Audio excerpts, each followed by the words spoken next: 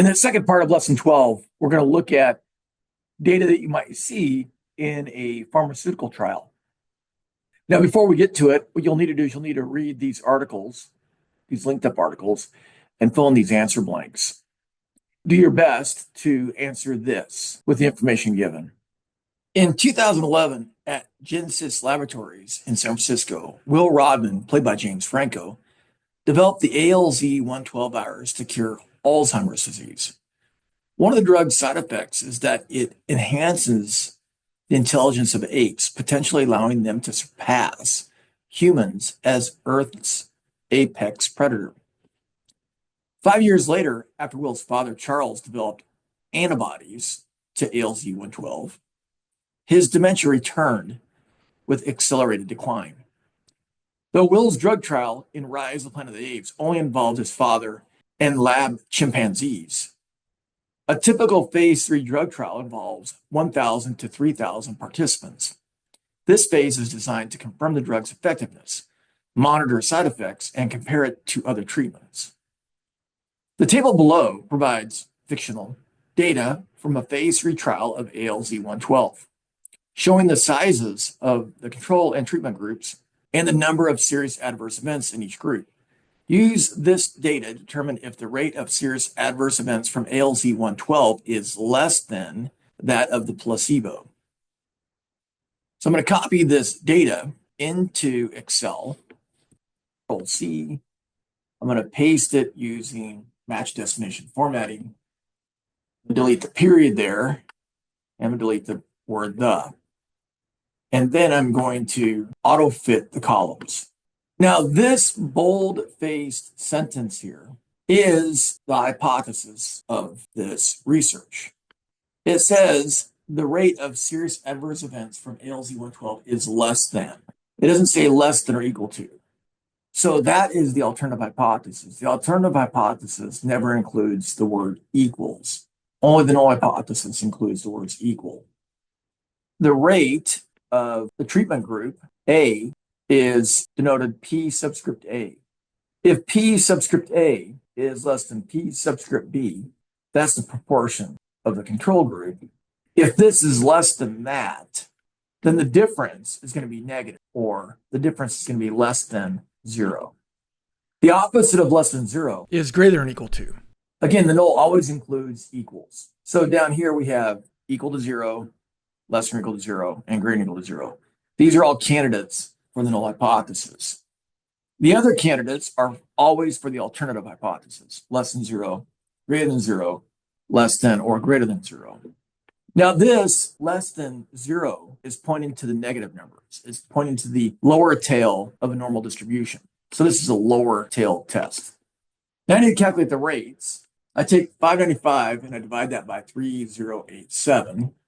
Round those to 4 decimal places. My rates are 19.27% and 17.49%.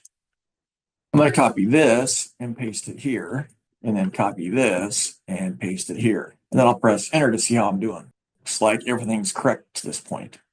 Now I've calculated the standard error already. The point estimate of the difference. And the point estimate of the difference is the proportion of group A minus the proportion of group B. And the difference is 0.0178. That goes there. The test statistic is the point estimate of the difference divided by the standard error. It's 1.8054. Now we got to calculate the p-value. To calculate the p-value, I'm going to open up statdistributions.com. It is a normal distribution. The test statistic is 1.805. I can't type a 4, so it's not very precise. It's a lower tail test or a left tail test. If the alternative hypothesis, if this said greater than 0, then we would do a right tail test. If this were less than or greater than 0, then it'd be a two tail test, and we'd do two tails. But it's a lower tail test, so we're going to click on left tail. The p-value is huge. It's 0.964. This isn't precise enough. So we're going to use equal norm.s.dist. And then norm.s.dist, you have to feed it a number on the number line. And the number on the number line we want to feed it is the test statistic, 1.8054. And then we want to type true or 1. 1 means true.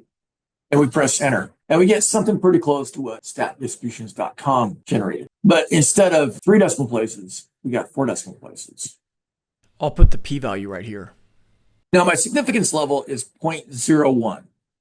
The p-value is an area under the distribution. The significance level is an area under the distribution as well. Let me pull this statdistributions.com picture over here. The p-value is large because the test statistic is positive and relatively large. The way to illustrate this in statdistributions.com is change the p-value to the significance level. We're going to type 0.1 here. This lower tail here, the shaded lower tail, corresponds to this difference being less than 0. If we have evidence in support of the alternative hypothesis, then our test statistic has to fall under the shaded blue area. Our test statistic is up here. Mine is 1.8054. When the test statistic is under the white area, we're going to conclude that the difference is insignificant or significant and positive. If the test statistic is under the blue area, what we're saying is the evidence supports the alternative hypothesis, meaning the difference is negative and that difference is significant because it's under the blue area, and that blue area is called significance level.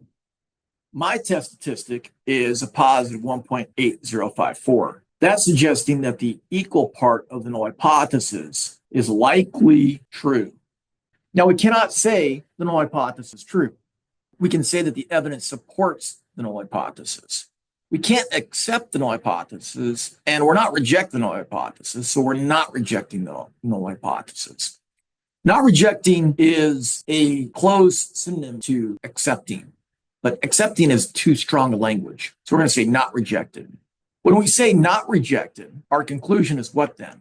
The rate of ALZ 112 adverse events does not equal that of the placebo. That is what we'd conclude if this were a two-tailed test, and the test statistic was either here or way up here.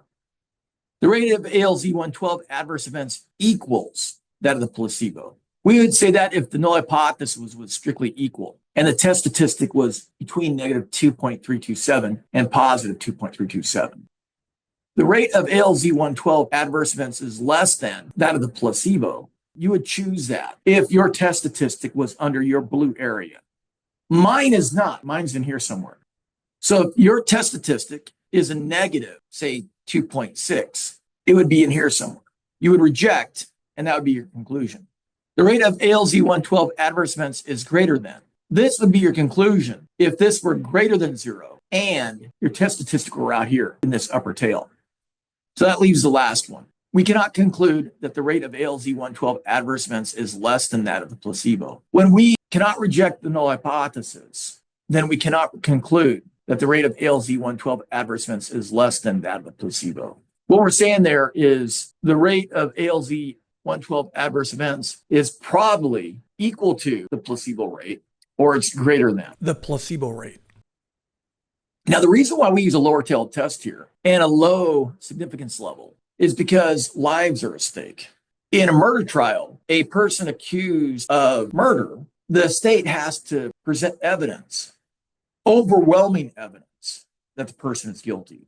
You can think of this hump here as the burden of proof. The drug company's evidence in this case has to overcome this burden of proof to be approved. Because of the harm its drug can inflict on people. So the drug company's evidence has to be overwhelming. It has to overcome this burden of proof. The difference in the rates cannot be close together. That difference has to be negative and significant. When that difference is negative and significant, meaning the test statistic falls under this blue area, then the evidence for the effectiveness of this drug overcomes this burden of proof. Now you want to click on these articles to fill in these answer boxes.